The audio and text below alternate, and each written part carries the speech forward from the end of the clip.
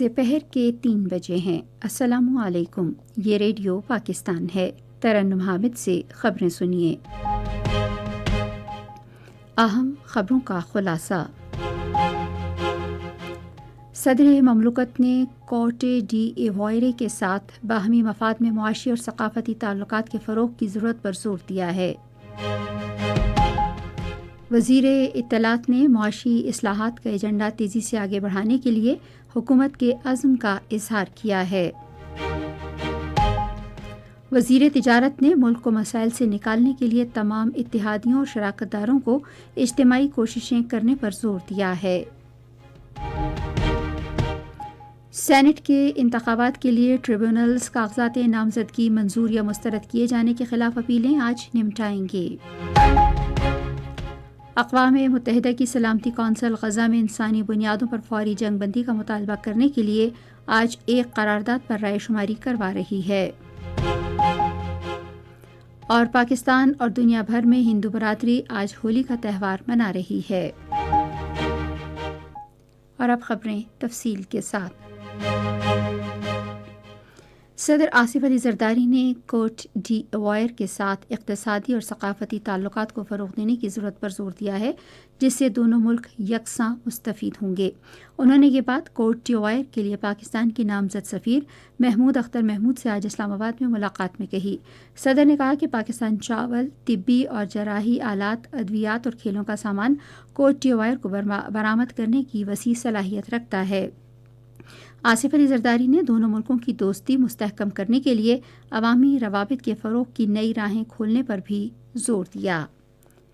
Punjab assembly کے speaker ملک محمد احمد خان نے آج لاہور میں وزیر اعظم محمد شہباز شریف سے ملاقات کی اور مجموعی سیاسی صورتحال اور باہمی دلچسپی کے امور پر تبادلہ خیال کیا۔ اطلاعات و نشریات کے وزیر عطا اللہ تارڑ نے معاشی اصلاحات کا ایجنڈا تیزی سے آگے بڑھانے کے لیے حکومت کے عزم کا اظہار کیا ہے۔ انہوں نے آج اسلام آباد میں ایک نیوز کانفرنس سے خطاب کرتے ہوئے کہا کہ حکومت وزیر اعظم شہباز شریف کی قیادت میں معاشی مسائل پر قابو پانے کے لیے تمام ممکنہ کوششیں کر رہی ہے۔ انہوں نے کہا کہ ان میں پی آئی اے اور ایئرپورٹس کی نجکاری، حکومت کے اخراجات کم کرنے اور ٹیکس کا دائرہ کار بڑھانے کی کوششیں شامل ہیں۔ وزیر اطلاعات نے غیر ملکی زر مبادلہ کے ذخائر بڑھانے میں کردار ادا کرنے والے افراد اور ٹیکس دہندگان کو ایوارڈز دینے کا اعلان کیا۔ اس سلسلے میں ایک تقریب جلد وزیر اعظم ہاؤس میں ہوگی۔ انہوں نے کہا کہ ٹیکس چوروں کے خلاف کارروائی کی جائے گی۔ انہوں نے کہا کہ ملکی معیشت کی بہتری کے لیے لائحہ عمل تشکیل دے دیا گیا ہے اور اس کے مثبت نتائج جلد آنا شروع ہو جائیں گے۔ وزیر اطلاعات نے کہا کہ وزیر اعظم کی ہدایت پر وزراء رمضان پیکج پر عمل درآمد کی نگرانی کے لیے یوٹیلیٹی اسٹورز کے دورے بھی کر رہے ہیں۔ وزیر قانون اور انصاف اعظم نذیر تارڑ نے وزیر اعظم شہباز شریف کی ہدایت پر آج لاہور میں ایک یوٹیلیٹی اسٹور کا دورہ کیا۔ وفاقی وزیر نے اشیاء ضروریہ کی دستیابی اور اسٹور پر صارفین کو دی جانے والی سہولیات کا جائزہ لیا۔ انہوں نے نرخوں کی فہرست کا بھی جائزہ لیا اور فروخت کی جانے والی اشیاء کی قیمتوں اور معیار کے بارے میں صارفین سے دریافت کیا۔ اعظم نذیر تارڑ نے اس موقع پر گفتگو کرتے ہوئے کہا کہ ملک کی معیشت میں بہتری لانا موجودہ حکومت کی اولین ترجیح ہے۔ انہوں نے کہا کہ موجودہ حکومت نے عوام کو پاکستان کی تاریخ کا سب سے بڑا رمضان پیکج دیا ہے اور اس پیکج کے تحت بے نظیر انکم سپورٹ پروگرام کے صارفین اور عوام کے لیے روزمرہ استعمال کی اشیاء ضروریہ موجود ہیں۔ وفاقی وزیر نے کہا کہ وزیر اعظم شہباز شریف کی دانشمندانہ قیادت میں ملکی معیشت ترقی کی راہ پر گامزن ہے۔ وزیر تجارت جام کمال خان نے ملک کو مسائل سے نکالنے کے لیے تمام اتحادیوں اور شراکت داروں کو اجتماعی کوششیں کرنے پر زور دیا ہے۔ انہوں نے یہ بات کراچی میں بابا قوم قائد اعظم محمد علی جناح کے مزار پر حاضری کے بعد صحافیوں سے گفتگو کرتے ہوئے کہی۔ انہوں نے مزار قائد پر پھول چڑھائے اور فاتحہ خوانی کی۔ وفاقی وزیر نے کہا کہ حکومت معیشت کو درست سمت میں گامزن کرنے کی بھرپور کوششیں کر رہی ہے اور تمام اشاریہ بہتر ہو رہے ہیں۔ انہوں نے کہا کہ وزیر اعظم محمد شہباز شریف معیشت کو مستحکم کرنے کے لیے کام کر رہے ہیں اور اس سلسلے میں تمام ضروری اقدامات کیے جا رہے ہیں۔ جام کمال نے کہا کہ بلوچستان میں پاکستان پیپلز پارٹی کی قیادت میں اتحادی حکومت صوبے میں امن و امان یقینی بنانے اور عوام کی زندگیوں میں بہتری لانے کے لیے تمام ممکنہ کوششیں کر رہی ہے۔ وفاقی وزیر خزانہ محمد اورنگزیب نے آج لاہور میں پنجاب کی وزیر اعلیٰ مریم نواز سے ملاقات کی۔ ملاقات کے دوران انہوں نے باہمی دلچسپی کے امور اور ملک کی معاشی صورتحال پر تبادلہ خیال کیا۔ وزیر خزانہ نے مریم نواز کو صوبے کی پہلی خاتون وزیر اعلیٰ بننے پر مبارکباد دی اور اسے ایک سنگ میل قرار دیا۔ انہوں نے سماجی بہبود کے لیے وزیر اعلیٰ کے اقدامات کی تعریف کی۔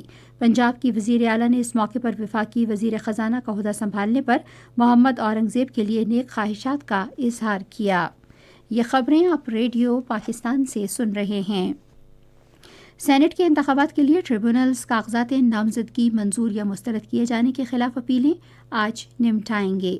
امیدواروں کی نظر ثانی شدہ فہرست کل جاری کی جائے گی۔ امیدوار بدھ تک اپنے کاغذات نامزدگی واپس لے سکتے ہیں۔ ایوان بالا کی 48 خالی نشستوں کے لیے پولنگ آئندہ ماہ کی 2 تاریخ کو ہوگی۔ وفاقی دارالحکومت میں قومی اسمبلی کے ارکان 1 جنرل نشست اور علماء سمیت ٹیکنوکریٹ کی 1 نشست کے لیے سینیٹر کا انتخاب کریں گے۔ 4 صوبائی اسمبلیوں کے ارکان ہر صوبے سے عام نشستوں کے لیے 7، خواتین نشستوں کے لیے 2 اور علماء سمیت ٹیکنوکریٹ کے لیے 2 سینیٹرز کا انتخاب کریں گے۔ پنجاب اور سندھ کے صوبوں سے 1 اقلیتی سینیٹرز منتخب کیا جائے گا۔ خصوصی سرمایہ کاری سہولت کونسل کے زیر اہتمام اسلام آباد میں پاکستان کے سب سے بڑے انفارمیشن ٹیکنالوجی پارک کے قیام کی منظوری دی گئی ہے۔ آئی ٹی پارک وفاقی دارالحکومت کے G10 سیکٹر میں 3 ایکڑ سے زائد رقبے پر قائم کیا جائے گا۔ یہ پارک پاکستان کے ٹیکنالوجی کے تناظر میں ایک اہم سنگ میل ہے جس سے جدت اور ترقی کے شاندار مواقع فراہم ہوں گے۔ یہ آئی ٹی پارک سرکاری اور نجی شراکت داری کے تحت قائم کیا جائے گا جس میں تقریباً 6000 فری لانسرز کو جدید سہولتیں فراہم کی جائیں گی۔ اس منصوبے کا مقصد آئی ٹی صنعت میں تخلیق اور تعاون کی حوصلہ افزائی کے لیے سازگار ماحول فراہم کرنا ہے۔ آئی ٹی پارک منصوبے کی کامیابی کے لیے Pakistan soft where export board اور انفارمیشن ٹیکنالوجی اور ٹیلی مواصلات کی وزارت کے درمیان بات چیت کا سلسلہ بھی جاری ہے۔ خیبر پختونخوا حکومت نے ڈرائیونگ لائسنس کی تصدیق کے لیے KP ٹرانسپورٹ کے نام سے ایک ایپ کا اجرا کیا ہے۔ تفصیلات کے مطابق ایپ گوگل پلے اسٹور سے ڈاؤن لوڈ کیا جا سکتا ہے، جہاں لائسنس ہولڈرز اپنا قومی شناختی کارڈ نمبر لکھ کر آسانی سے اپنے لائسنس کی تصدیق کرا سکتے ہیں۔ اس ایپ میں لائسنس ہولڈر سے متعلق تمام معلومات موجود ہیں۔ اقوام متحدہ کی سلامتی کونسل آج رمضان المبارک کے مہینے کے دوران غزہ میں انسانی بنیادوں پر فوری جنگ بندی کے مطالبے کے حوالے سے پیش کی گئی ایک قرارداد پر ووٹنگ کرا رہی ہے۔ یہ قرارداد کونسل کے 10 منتخب ارکان کی جانب سے پیش کی گئی ہے، جبکہ اقوام متحدہ میں روس، چین اور عرب گروپ کے 22 ممالک نے اس کی حمایت کی ہے۔ پاکستان سمیت دنیا بھر میں ہندو برادری آج ہولی کا تہوار منا رہی ہے۔ رنگا رنگ تقریبات پر مشتمل رنگوں کا یہ تہوار موسم بہار کی آمد کی نشاندہی کرتا ہے۔ یہ خوشیوں بھرا موقع برائی کے مقابلے میں اچھائی کی فتح اور بحالی کی علامت ہے۔ صدر آصف علی زرداری اور وزیر اعظم محمد شہباز شریف نے ہولی کے تہوار کے موقع پر ہندو برادری کو مبارکباد دی ہے۔ صدر زرداری نے اپنے بیان میں کہا کہ ہولی کا تہوار اچھائی کی برائی پر فتح کی علامت ہے۔ انہوں نے کہا کہ آئین پاکستان مذہبی آزادی کی ضمانت دیتا ہے اور پاکستان تمام مذاہب سے وابستہ افراد کا ایک حسین گلدستہ ہے۔ صدر نے ملک کے لیے ہندو برادری کی خدمات کو سراہا۔ وزیر اعظم شہباز شریف نے اپنے پیغام میں کہا کہ بطور پاکستانی ہمیں اپنے معاشرے پر فخر ہے جہاں مختلف قومیتوں، زبانوں، ثقافت اور مذاہب کے لوگ مل جل کر رہتے ہیں۔ شہباز شریف نے کہا کہ آئیے اس دن کو اپنے اختلافات ختم کرنے کی ایک قوت کے طور پر منائیں۔ پنجاب کی وزیر اعلیٰ مریم نواز نے ہولی کے تہوار کے موقع پر اپنے پیغام میں ہندو برادری کو اس رنگا رنگ تہوار کی مبارکباد دی۔ انہوں نے کہا کہ حکومت مساوات اور انصاف پر یقین رکھتی ہے اور ہم ہندو برادری کے ساتھ ان کے تہوار کی خوشیوں میں شریک ہیں۔ اور اب موسم کی صورتحال۔ محکمہ موسمیات کی پیشگوئی کے مطابق آئندہ 12 گھنٹے کے دوران ملک کے بیشتر حصوں میں موسم زیادہ تر خشک، جبکہ بلوچستان میں جزوی طور پر ابر آلود رہنے کا امکان ہے۔ آج ریکارڈ کیا گیا مختلف شہروں کا درجہ حرارت: اسلام آباد اور Peshawar 30 degree centigrade, Lahore 31، Karachi 35، Quetta 23، Gilgit 24، Murree 20، Muzaffarabad 27، Srinagar 22، Jammu 30 اور Leh 9 degree centigrade record کیا گیا۔ اسی کے ساتھ خبریں ختم ہوئیں۔ مزید خبروں اور تجزیوں کے لیے آئیے ہماری ویب سائٹ پر radio.gov.pk اور فیس بک کے link radio Pakistan news official پر براہ راست ویڈیو سٹریمنگ بھی ملاحظہ کیجیے۔